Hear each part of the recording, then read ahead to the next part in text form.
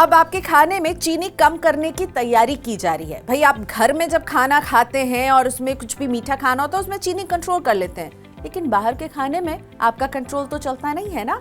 लेकिन अब इसे कंट्रोल किया जाएगा। तो कौन कर रहा है ये तैयारी और क्यों है ये जरूरी, समझिए इस वीडियो में।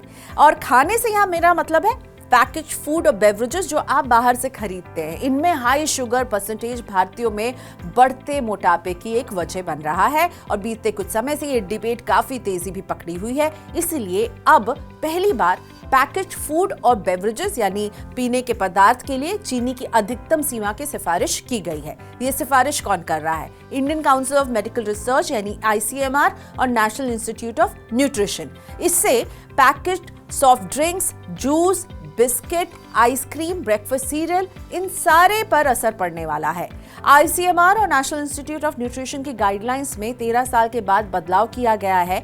अनहेल्दी फूड आइटम से बचने के लिए ये कदम मायने रखता है। जहां अब तक कैलोरी के हिसाब से लिमिट तय की जाती थी, अब सॉलिड फूड आइटम्स के लिए एडेड शुगर की एनर्जी लिमिट 5% और टोटल शुगर के लिए 10% करने की सिफारिश की गई है। वहीं बेवरेजेस यानी कि पेय पदार्थों के लिए ये लिमिट एडेड शुगर के लिए रहेगी 10% और टोटल शुगर को 30%। ये अभी प्रपोजल है। अब सरकार इन प्रपोजल्स को अगर मान लेती है तो ज्यादातर ब्रांडेड फूड और बेवरेजेस ब्रांड्स को अपने फॉर्मुलेशन में चेंजेस लाने होंगे।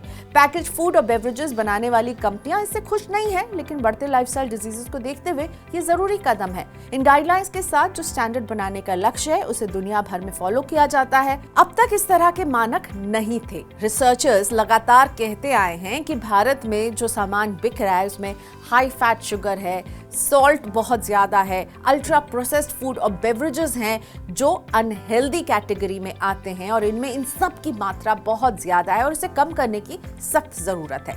हेल्थ एक्सपर्ट्स ने सरकार के इस कदम को कंज्यूमर्स के लिए अच्छा बताया है। हाल ही में food safety and standard authorities of India यानी फसाई और फूड रेगुलेशन करने वाली दूसरी एजेंसियों ने अनहेल्दी फूड आइटम्स को लेकर अपनी चिंता जाहिर की थी।